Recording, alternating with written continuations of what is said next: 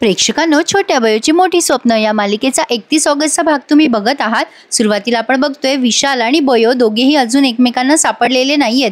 इकडे गौतमीने तिचा सगळा तो माल टेम्पोमधनं दवाखान्यात उतरवायची तयारी चालू केलेली असते आणि आता गौतमी त्या पोटेला म्हणते की झाली आहे ना सगळी तयारी, कोणाला काही कळू देऊ नका, हा आपल्याकडे शेवटचा चान्स आहे, आपल्याला आपला बिझनेस पुढे वाढवायला, पैसा हातात खेळवायला। पोटे म्हणतात मॅडम काळजी करू नका, आता कोणी आलं ना तर हे गपचूप बसत असतात। आणि मग लगेच पुन्हा पोटे म्हणतात मॅडम शुभंकर सर इथे नाही आहेत आणि मुलंही नाही आहेत, त्यामुळे आजचा दिवस आपल्याला फार फायद्याचा ठरणार आहे। पण आजची संधी त्यांच्या हातनं गेली आहे प्रेक्षकांनो। आता रमाकांत येतोय गडबडीमध्ये त्या सगळ्या म्हणजे माल जो आहे ना टेम्पोमधनं त्याला उतरवायचा आहे। गौतमी म्हणते आता हलगर्जीपणा करू नका, सगळं काम व्यवस्थित करा, हा शेवटचा चान्स आहे आपल्याकडे।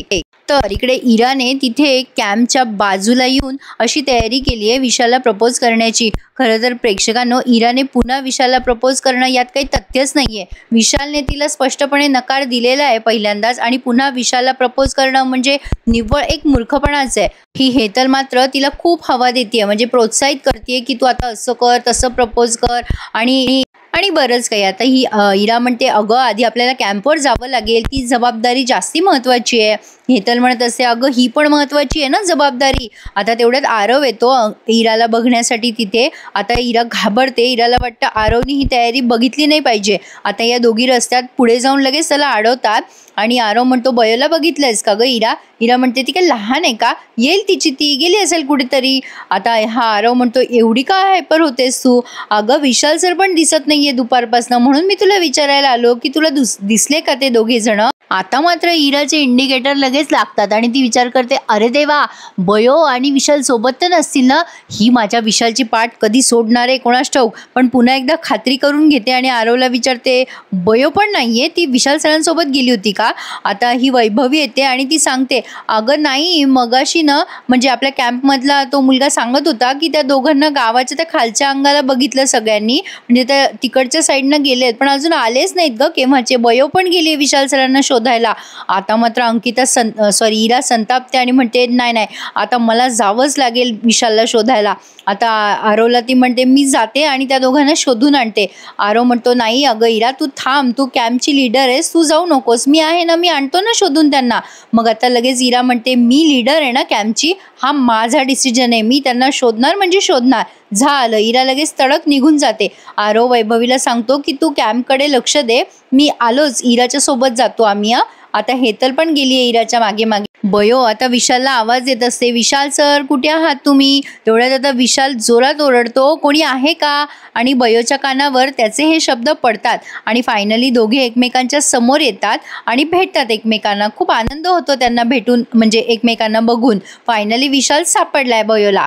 असो, आता शुभंकर अचानक आलेत हॉस्पिटलमध्ये, त्यामुळे रमाकांत, गौतमी, पोटे तिघांची तारांबळ उडली आहे। रमाकांत विचार करतो अरे बापरे दादा खैसून आलो इतक्या लवकर। आणि आता तो आधी त्या माणसाला म्हणतो ए बाबा ते माल नको उतरवू, टाक पटकन तो आतमध्ये, लवकर लवकर कर काम, लवकर पटकन कर। आणि आता लगेच रमाकांत काहीच करत नाहीये म्हणून, म्हणजे अचानक तिथे आलाय असं दाखवतोय। त्या टेम्पोवाल्याला म्हणतो काय बाबा कसं चाललंय तुझं, सगळं व्यवस्थित ना, गावाकडे कसे आहेत सगळे? आता लगेच शुभंकर म्हणतात का रे रमाकांत तू इथे काय करतोयस बाहेर आणि अचानक तू कसं काय आलास? आणि हा टेम्पो कोणाचा आहे काय आहे? आता त्यावर औषधांचा टेम्पो आहे असं खरंच लिहिलेलं असतं प्रेक्षकांनो। शुभंकरांना डाऊट येतो आणि ते म्हणतात काय रे रमाकांत पुन्हा औषधाची हेराफेरी चालू केली का? उघड तो टेम्पो।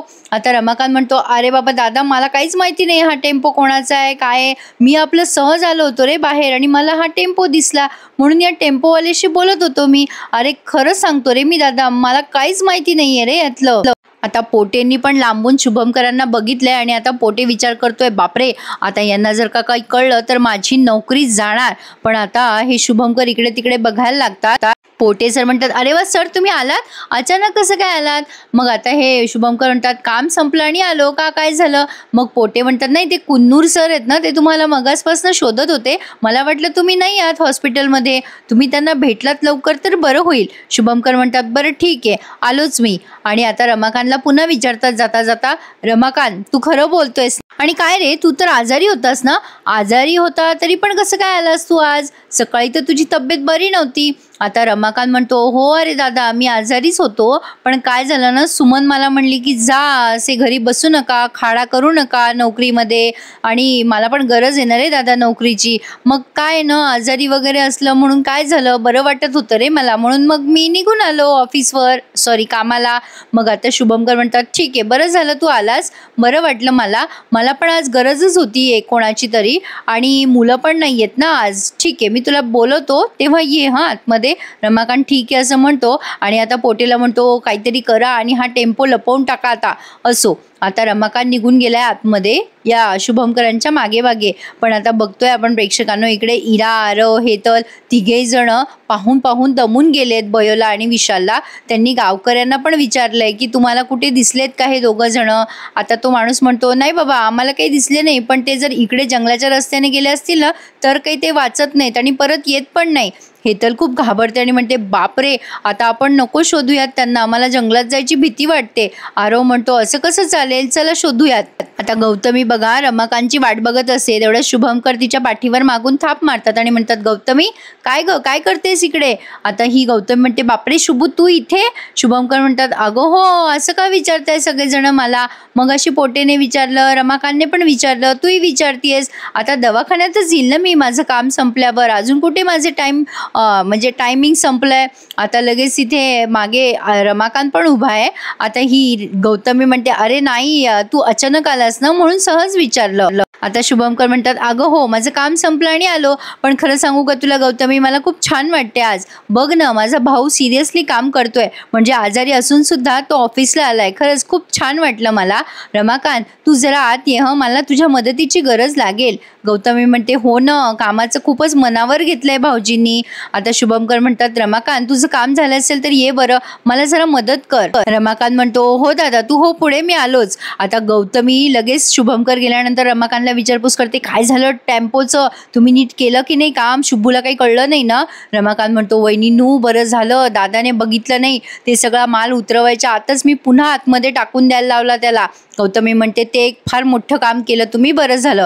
आता तेवढ्यात तिला पोटेचा फोन आलाय. मग पोटे सर तिला सांगतात फोनवर की मॅडम मी हा टेम्पो आहे ना तो तुमच्या गोडाऊनला पाठवून देतोय. आता ते फोनवर बोलता बोलताच त्या टेम्पोवाल्याला सांगतात की जा जा बाबा लवकर जा.